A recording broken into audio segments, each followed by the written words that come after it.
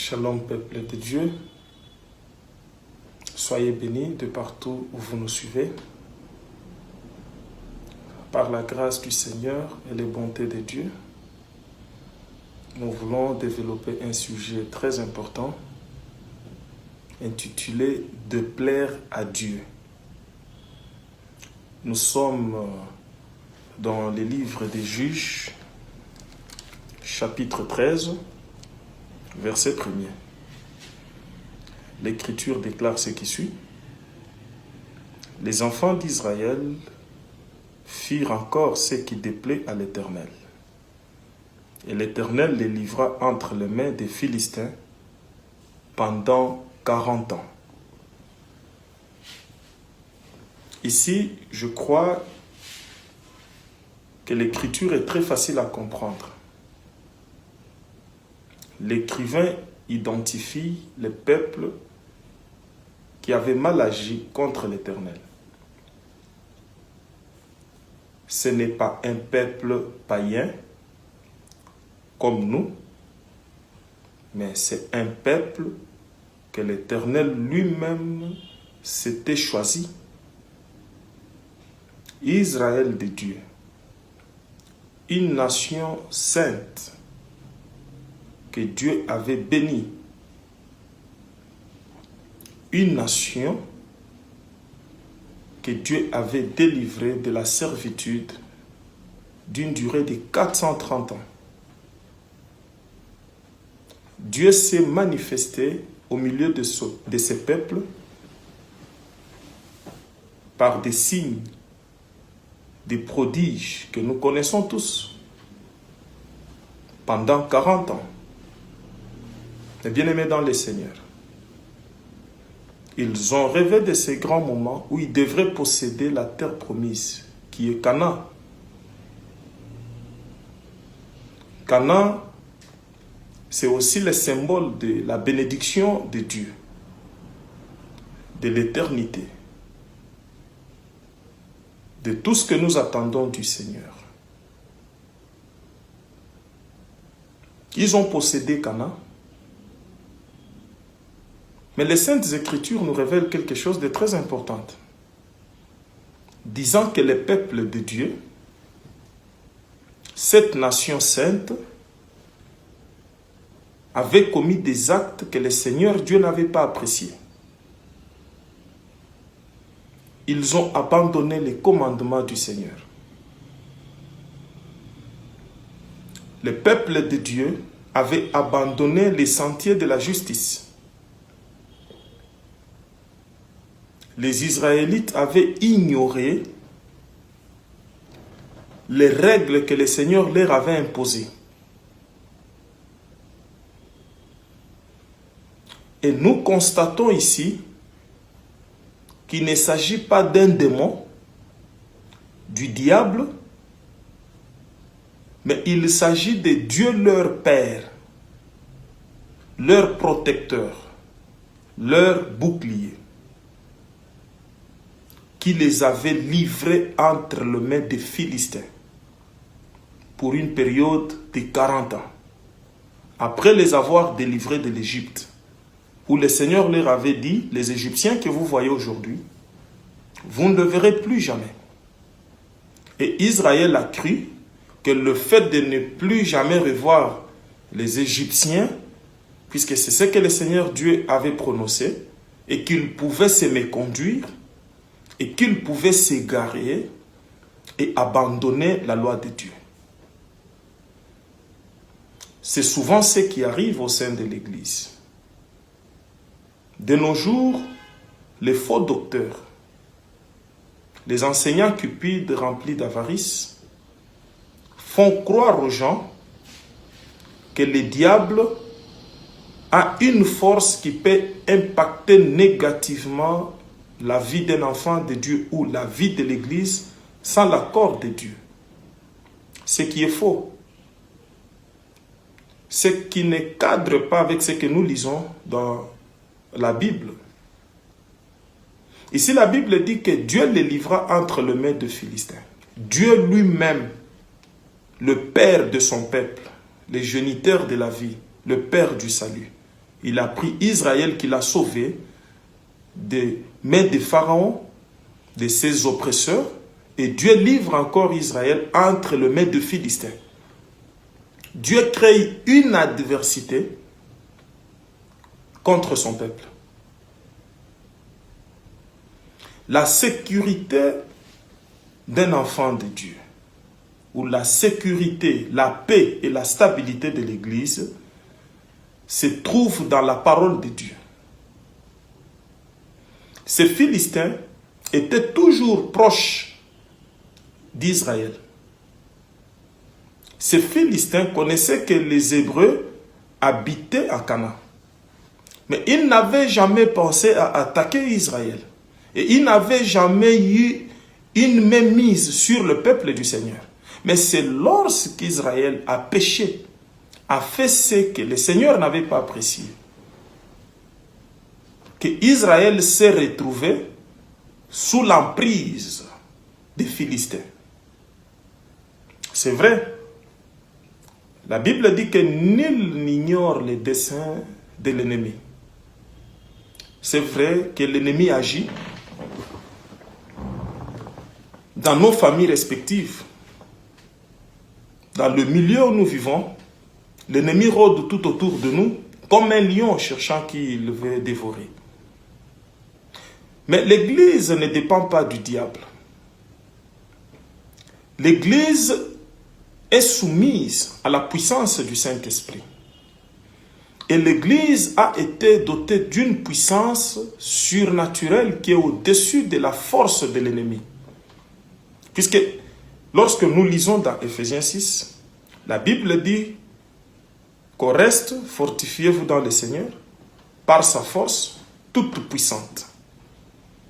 Donc, ceux qui se fortifient dans le Seigneur détiennent la toute puissante force. Donc, l'ennemi aura une même mise sur toi, enfant de Dieu, que si ton Dieu t'est livré entre ses mains. Et la seule chose, ou le seul moyen d'être livré entre les mains de l'ennemi, c'est de déplaire à Dieu, de faire ce que Dieu n'apprécie pas. Nous vivrons toujours avec les sorciers, les magiciens. Nous sommes tous issus d'une famille. Chacun a ses origines. Nul ne dira à l'autre que bon voilà, toi, dans ta famille, il n'y a que des saints. Et moi, puisque je suis évangéliste, je suis prophète, je suis pasteur, et dans ma famille, il n'y a pas de sorciers. Il y a des sorciers partout, il y a des magiciens partout. D'ailleurs, le Seigneur de gloire nous demande d'aimer nos ennemis et de faire du bien à ceux qui nous haïssent. Puisque notre sécurité ne dépend pas de ces gens-là. Et notre bien-être ne dépend pas de ces gens-là. Nous dépendons de Dieu. C'est lui qui est notre évangeur, c'est lui qui est notre bouclier. C'est lui qui est notre protecteur. C'est lui qui nous a bénis de toutes les bénédictions spirituelles en Jésus-Christ dans les lieux célestes.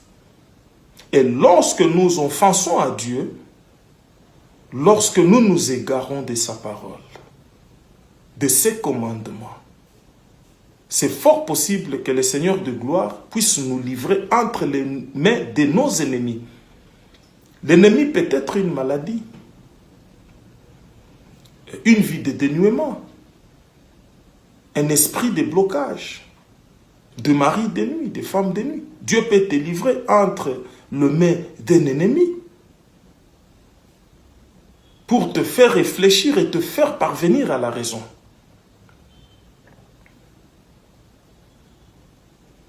Et vous allez comprendre que cette histoire s'est répétée plusieurs fois dans la Bible. Même lorsque nous lisons toujours dans les livres des Juges, chapitre 6, vous allez voir que les enfants de Dieu avaient commis encore des actes qui étaient contre le commandement du Seigneur et que Dieu les avait livrés encore pour une durée de 7 ans entre les mains des mendiants. Ils ont souffert entre les mains des mendiants. Ils cultivaient, ils faisaient des champs. Et c'est mendiants qui venaient récolter. Et mendiants semaient la terreur. jusqu'à ce que le Seigneur a ordonné à Gédéon d'aller renverser l'autel de Baal qui se trouvait dans la maison de son père.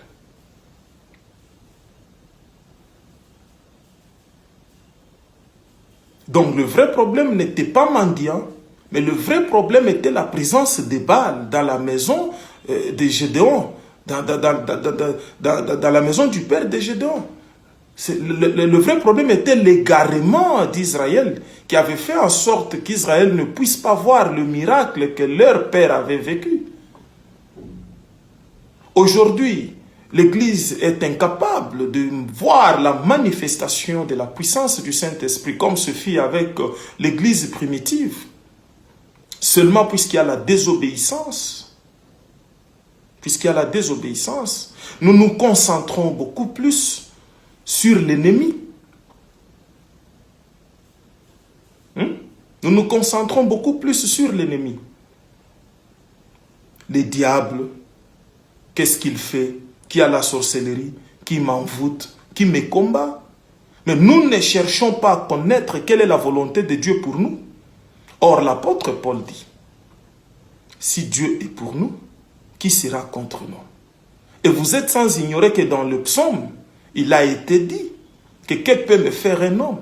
Là, c'est le roi David qui dit. Il pose la question à savoir que pouvait lui faire un homme? Même dans le proverbe, ça a été dit ainsi. Un homme ne peut rien te faire si Dieu est avec toi. Le vrai problème avec les chrétiens aujourd'hui, c'est que nous devons faire des investigations pour chercher à comprendre quelle est la volonté de Dieu pour nous. Ce qui doit être prêché à l'Église, c'est la sanctification. C'est la venue imminente de notre Seigneur Jésus-Christ. C'est la crainte de Dieu. Le Seigneur avait dit ceci. Allez-y, faites de toutes les nations mes disciples. Annoncez-leur, prêchez-leur la bonne nouvelle du royaume des cieux. Aujourd'hui à l'église, on nous prêche beaucoup plus les démons, les œuvres maléfiques des ennemis, la sexualité. Les pasteurs sont devenus des sexologues, des danseurs. Les hommes de Dieu, aveuglés par la cupidité, ils ne parlent que des offrandes. C'est bien beau. Mais est-ce ça l'essentiel de la mission que le Seigneur Dieu nous a donnée? Puisqu'aujourd'hui, l'Église est devenue très charnelle. Alors, le but de ce message, c'est de nous faire comprendre, ou de vous faire comprendre, que le diable ne peut rien contre nous, si Dieu est pour nous. Le Philistin pourront nous faire souffrir pendant des années. Le mendianite, seulement lorsqu'ils recevront un ordre de la part de notre Dieu. Israël a connu de moments difficiles. Israël a peiné entre les mains de peuples faibles, de peuples sans alliance, sans foi, sans Dieu, sans espérance. C'est le cas avec beaucoup de chrétiens aujourd'hui, qui souffrent entre les mains de ceux qui n'ont pas Dieu. Un chrétien né de nouveau, qui a reçu le Saint-Esprit de Dieu, mais qui l'attriste. Le Saint-Esprit de Dieu ne viendra pas te soutenir lorsqu'il est attristé. Puisqu'il a été dit que n'attristez pas le Saint-Esprit de Dieu qui est en vous, par lequel vous aviez été scellés pour le jour de la rédemption. Et c'est lui qui nous soutient. C'est lui qui fait notre force. Mais lorsqu'il est attristé, nous serons livrés entre les mains de Philistins, entre les mains des Madianites. Le peuple barbare feront de nous ce qu'ils voudront. L'Église est appelée à dominer. L'Église a reçu le pouvoir de marcher sur les serpents, sur les scorpions et sur toute la puissance de l'ennemi. Mais aujourd'hui, l'Église est devenue la queue Cependant, nous avons une promesse qui dit, vous serez la tête et non la queue. Mais qu'est-ce qui fait en sorte qu'aujourd'hui, Israël spirituel que nous sommes, par la foi en Jésus-Christ, nous sommes devenus la queue? C'est puisque le Seigneur nous a livrés entre les mains des mendiants. Donc aujourd'hui, je ne dis pas qu'il faut ignorer les révélations prophétiques. Les révélations que nous recevons par des songes, par des paroles de connaissance. Mais la meilleure des choses est celle de pouvoir vérifier ta relation propre avec le Seigneur.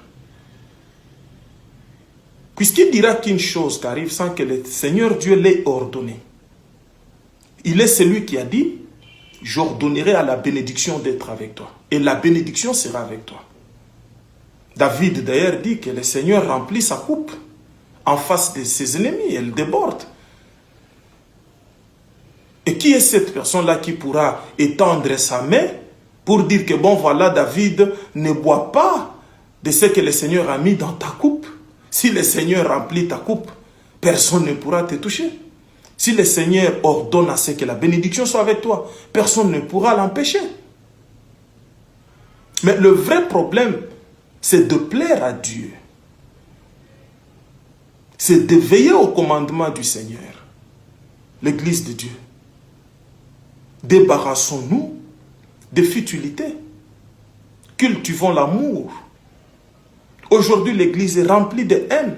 Le diable a insinué des choses par de faux docteurs qui enseignent des enseignements qui ne sont pas dignes.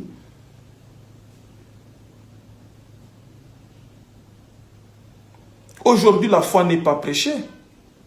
C'est beaucoup plus l'argent, la sexualité, la danse et tout ce que vous connaissez.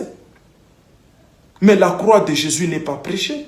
Le Saint-Esprit de Dieu n'est pas prêché. La nouvelle naissance. Et les gens s'enfoncent dans le mal. Les gens cultivent la haine. Puisqu'ils ont leur pensée, leur regard focalisé sur l'adversité. Au lieu d'avoir leur pensée et leur regard focalisé sur la croix. Sur ce que Jésus a fait pour nous, pour que nous soyons libres.